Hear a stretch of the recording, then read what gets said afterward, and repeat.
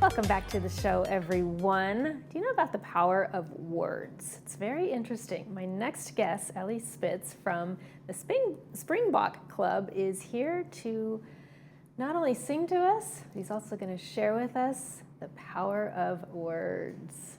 Hello, Ellie. How are you? I'm well. Thank you, Bree. This is going to be very interesting. I'm excited to hear about this because I've been hearing more and more in documentaries and on podcasts, the power of words, the energy behind them. You're going to explain all of it to us, aren't you? In 10 minutes. I love it. I have full faith and confidence in this. But first, you are a renowned author. You have written this book, Duets on Psalms, How Gossiping Hurts Us and How to Use Our Words Wisely. So you're giving a presentation about your book. Yes, this Sunday at 2:30 on behalf of the Springbok Club here in Laguna Woods, I will be speaking on the power of words to heal and to hurt. And in part, I'll be talking about my most recent book, which is called Duets on Psalms, which I wrote with a 95-year-old friend, Jack Reamer, a rabbi, as I'm a rabbi, and subtitled Drawing New Meaning from Ancient Words. Now, we might think that words should be used wisely. Gossip is bad, but there's a lot to unpack in terms of what are wise words and how words can hurt. Can you give us a couple of examples? Well, because I said that I wanted to sing to you, Bree, I'll start with a personal example. As a 10-year-old at summer camp, it was Parents' Day, and the children were gathered into a choir, and the conductor said, at the time I was known as Larry, "Larry, you're throwing off the choir. You don't sing well. Go help park the cars." And that was an injury. That statement that I couldn't sing has remained with me. Now, the man who said it probably didn't know how it would hurt me. Right. Not just in that moment, but words we hold on to and shape us. Absolutely. I agree with that 100%. Yeah. It's amazing. So Psalms are words, 150 poems written over a period of probably 700 years, going back about 2,500 plus years ago when they were finished, often identified with King David. Those 150 poems, songs to God, are the core of Christian prayer and Jewish prayer, and they're an example of the power of words to express what we're feeling and do so to a divine presence, meaning words that come from our deepest parts of ourselves.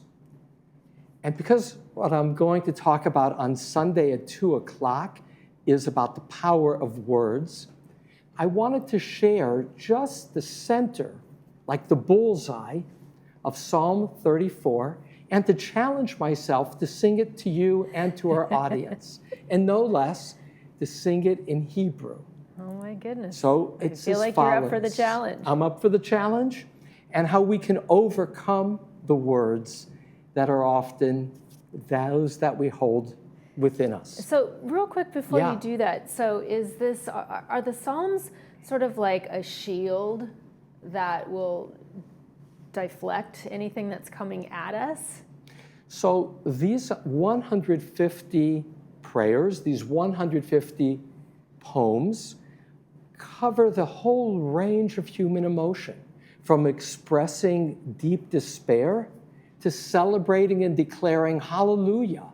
The word hallelujah, praise be Yah, the source of breath. That is from Psalms.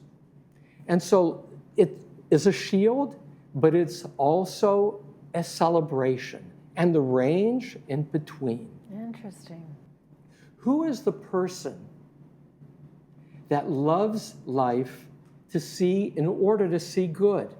The one who guards his tongue and his lips from speaking wrongly, turns away from evil in order to do good, and seeks peace and pursues it. Now, what's remarkable, and what this book, Duets on Psalms, seeks to do, is unpack 13 of my favorite and Rabbi Reamer's favorite poems to God, Psalms. It doesn't include Psalm 34, the one that I'm focused and just saying about. But what these poems have is a distinct order, the power of words to convey a message by being purposeful. And at the center of Psalm 34 is a reminder that to love life, to pursue it, is to be mindful of how we use our tongues. And rather than speaking evil, how to create peace. I was reminded by my friend Rachel Barnes that your community, the community of Laguna Woods Village, is large, 18,000, and yet self-contained. And when somebody speaks even truthful words about somebody else, those words can be harmful. And we do so often unthinkingly. And therefore, my talk on Sunday at 2 o'clock is to take something that sounds simple, don't gossip, and to share how complicated and challenging it is to use words, as in Psalm 34, to uplift. Right. So in a quick 30 seconds, tell us how we could use words more wisely.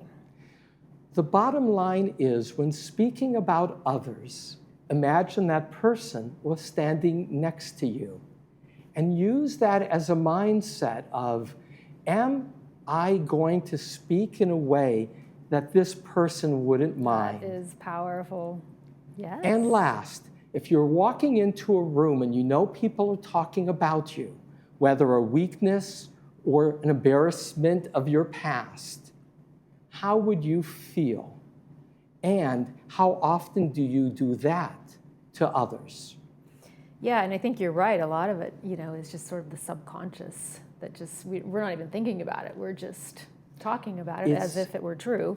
And it's fun, really and juicy. That's why we watch dramas. It's fun to create drama, but it can be hurtful. Yeah. And I think it's even more fun to be positive and see the best in everybody. Absolutely. That leaves us feeling in celebration. Absolutely. So let's circle back to your event, Ellie. So it's Sunday, June 22nd from 2 to 4 p.m. It's going to be Restaurant 19, rooms 1 through 3. So you're expecting a rather large turnout. It's my understanding, my hope. You're all invited. Yeah, and no RSVP is necessary. That's right, just come. I'll talk for about 40 minutes and then a half hour or so conversation. Yeah, so you take Q&A. That's right. Wonderful. Well, congratulations on your book. Thank you. Thank you so much for sharing your vast array of knowledge and words and wisdom. And you're welcome, Bree. It's a pleasure. Yes. You can get it on Amazon or come Sunday. Come Sunday. I love that. All right, Ellie, thank you so much for joining me today. Thank you, Bree. Thanks. You're watching This Day on Village TV. We'll be back after these messages.